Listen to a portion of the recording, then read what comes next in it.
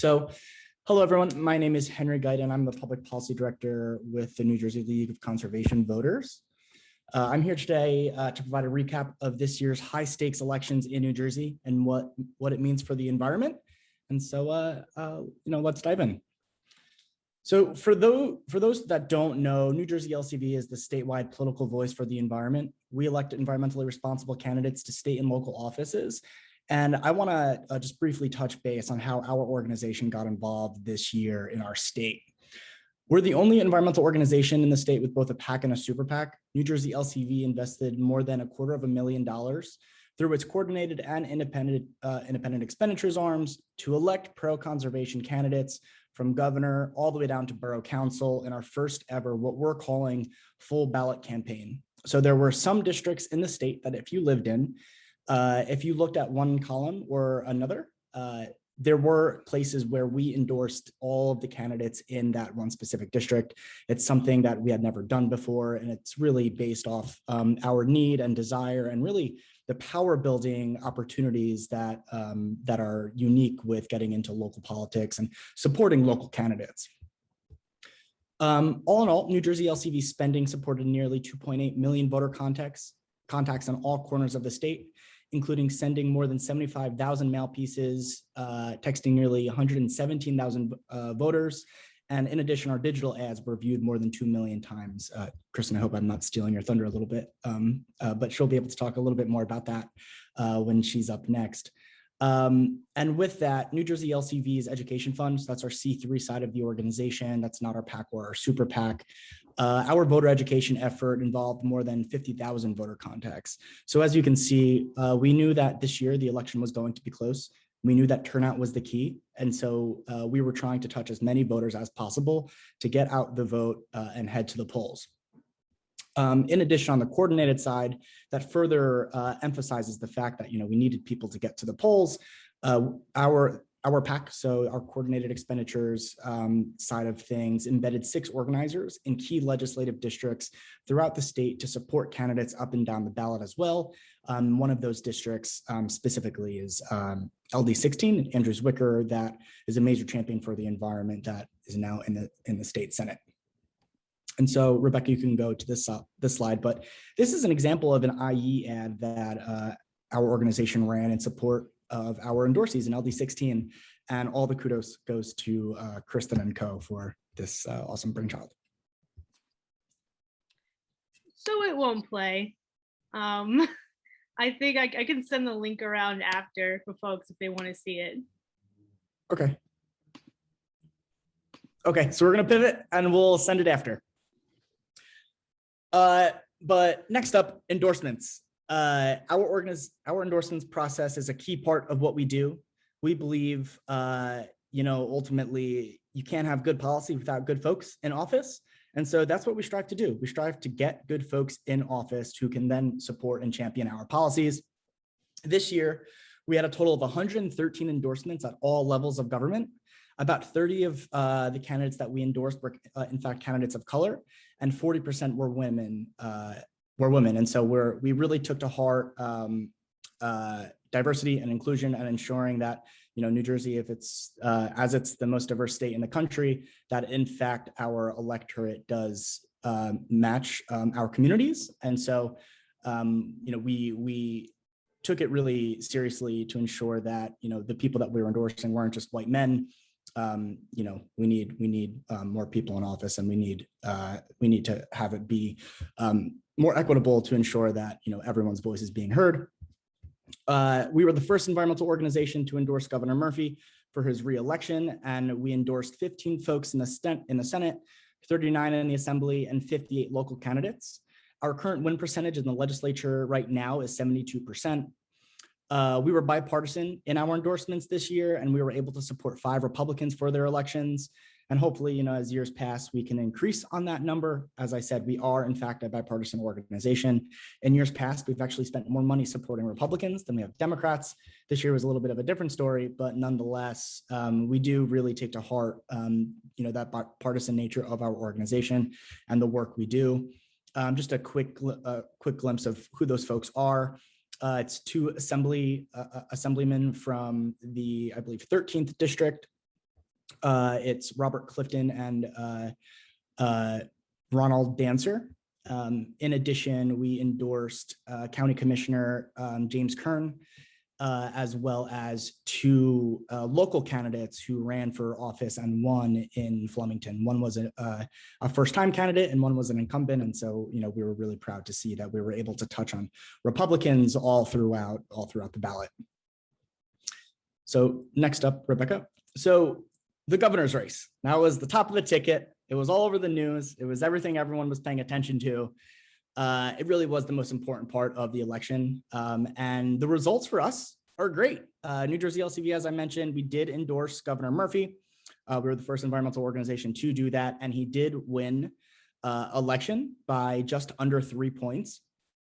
A lot of folks, talk to us and say, that it was a really close race.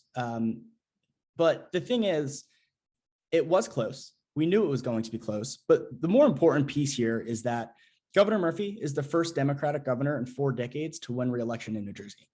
That's 44 years. There's 44 years of history there where a Democrat was never supposed to win, and he won by just under 3 points.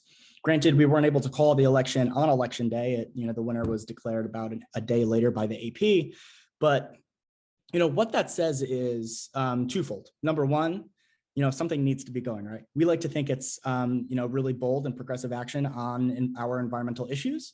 And the second thing is elections just take longer. With the advent of vote by mail and provisional ballots, it takes time to count. It takes time for all the votes to be heard. And ultimately, we need to count every vote. So it takes longer.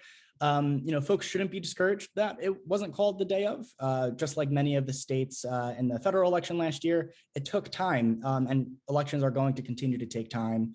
In some ways, it's a little bit of a side effect of expanding the right to vote and making sure we're getting more people into the electoral process. But I think that's a side effect we're willing to have. Every vote matters, and so. Citarelli drew very big numbers in Republican strongholds such as Ocean and Monmouth counties, while also flipping 3 South Jersey counties that voted for Murphy in 2017. Those counties were Atlantic, Cumberland, and Gloucester. An analysis of preliminary vote totals showed that Phil Murphy actually did worse in 11 of the 21 counties that he did 4 years ago. So overall, it was turnout. People just didn't go to the polls, not as much as we wanted. In places like Somerset County or Burlington County, places that we knew were going to be very high on the strategic chart, where we placed organizers, where I know the IE side did made a lot of investments helping support candidates in those places. While the counties did in fact go for Governor Murphy, they weren't at margins that folks were hoping. Somerset County in specific, there was a nail biter there for that freeholder race that we'll talk about in a second. But it's really those 2 counties that showed a very, I would say, clear story of that this race was close, but nonetheless we prevailed. And so to the next slide. What does a second Murphy term mean? What does it mean for the environment? What does it mean for bold climate and justice action? As I sort of alluded to, there is a discussion happening right now about whether or not it was Murphy's progressive agenda that made this election so difficult for Democrats, that they needed to be more moderate to survive. Is it, we were getting too liberal? Should we go to the center? Or even for Republicans who are in competitive races, do they want to, go more to their base, or do they want to go more into the, a moderate lane? Ultimately for us, I said it before and I'll say it again. We believe, in fact, actually going and, touting bold climate and justice action helped. Governor Murphy campaigned with Bernie Sanders the day before the election. It really goes to show that a really bold environmental vision and a bold platform to help improve the lives of all New Jerseyans and our state for future generations really matters. And it really did get enough people to the polls. It wasn't as many people as we want to see because turnout was very low, but ultimately, we're glad to see that enough people did get to the polls. Governor Murphy won or as he prepares to enter a second term, we believe that the environmental community can push him to be bolder on his commitments. And luckily, with the governor's victory, we keep a DEP that is a lot more friendly and willing to work with us, rather than slipping back to the weakened DEP that we knew under the Christie administration. We don't have to go on defense here. We can continue pushing forward and really trying to envision what the state can look like and how we can change it for the better over the next few years. Many of the partners here on this call have been working with us on our Green in 21 environmental policy guide and executive tracker initiative. Really, this entire program is predicated on setting the stage for the next 4 years of action. The environmental policy guide talks about issues that we're currently facing in the state, and provides recommendations that can be taken by the governor or the legislature or state and local offices to create the action that we want to see. But more importantly, we also, from that first document, we create what we call, the environmental agenda, or the executive tracker, which creates a timeline for what the governor should accomplish in his first 100 days, first year, and the whole term. I can already say that one of the policy recommendations we had was putting in a benchmark in place for 50% emissions reductions by 2030. It's something that we had worked on in the past with many of the partners here, especially with the Global Warming Response Act. That policy recommendation is in our policy guide, and not even a week after the election, Governor Murphy is standing in front of a solar field that was once a landfill and announcing an incredible new executive order, aligning with what science says is needed. It's what was negotiated at the COP26 and in Scotland, I believe it was. And so, voting matters, supporting candidates matters. And really, what I'm just trying to say is, less than a week after an election, there was a massive new initiative from the governor's office announced that wouldn't have been possible without support from organizations like ours. And advocates like all of you who went out and voted. It's incredibly important, and I think we're in a much better place because of it. And so, Rebecca, to the next slide, we can pivot and talk about some key Senate and Assembly races. Some of these have been unexpectedly challenging for a lot of Democratic legislators. And in fact, a few Assembly races are still too close to call. They haven't been formally called, at least by NJ.com, but it's not looking the best for the Democrats in some of these places. But coming into Election Day, Democrats held 25 of 40 seats in the Senate and 52 of 80 seats in the Assembly. There were 4 open seats in the Senate and 11 in the Assembly this election, just meaning that there was no incumbent actually running. But we'll in fact see that has changed. And so the first one, and most notably, probably in taking some of the airtime, I think, out of just how historic Governor Murphy's win was, it's actually the loss of Senate President Steve Sweeney. He lost to Edward Durr, who's a furniture company truck driver and first-time office holder soon to be first-time office holder in New Jersey's 3rd legislative district. He has previously run unsuccessfully for the Assembly in 2017 and 2019, but this, in fact, is his first elected position. He led Sweeney, at least by mid last week, by just about 2,000 votes. And ultimately, the Senate president announced his defeat a few days ago. What's even more shocking is the finances that are actually involved in this election. Durr defeated him, raising about $10,000 and spending considerably less than that. We will have to wait to see what the final ELEC reports, include to say how much he actually did spend. But overall, the Senate president, for all of his things, is a great fundraiser. And it's, if you have a base and you're able to mobilize on a message, you can see what can happen, specifically in districts that are very moderate, like the 3rd. And so this loss does, in fact, end the longest state Senate presidency in New Jersey history and will significantly alter our political landscape. Sweeney's Assembly running mates have also lost. That's incumbents Adam Taliaferro and John Berzacelli. And what that means for the environment, though, the Senate president by no means was perfect. There were a number of issues that we butt heads with him on. However, we can say for a fact that he was the Senate president for the two most environmentally productive legislatures in over a generation. And the new Senate president is going to be Nick Scutari, based on recent reports, who had a 100% score on his voting record this session in our most recent report card, and an 86% overall in his lifetime. So, we believe that we've forged a good relationship with Senator Scutari, who has been on judiciary, and we're committed to working with him as Senate president and hoping to continue pushing forward our bold agenda. So next up in LD2 and LD8, just very, very quickly. In LD2, Democratic Assemblyman Vince Mazzeo ran for Senate to fill the empty seat of champion Republican Chris Brown, but ultimately ended up losing to Republican Vince Palestina. In addition, his two assembly running mates, John Armato, who is an incumbent, as well as Atlantic County Commissioner Karen Fitzpatrick, both lost to Republicans Claire Swift and Don Guardian. I believe the vote margins there are just over three percentage points. And in addition, in LD8, which most looked at as the most competitive race in the state, or most high-profile race, LD8 Democratic Senator, who was once Republican but turned Democrat, Dawn Adiego, lost to Jean Stanfield, who was a previous assemblywoman in the district. Jean Stanfield was also, I believe, a sheriff for many years, a very long-running public servant. Adiego lost by nearly 1,800 votes. I believe the margin was 52 to 48%. In addition, the two Democratic challengers in the 8th both lost as well to the Republican challengers for the two open seats that existed. So the new assembly members there will be Brandon Umba and Michael Parisi.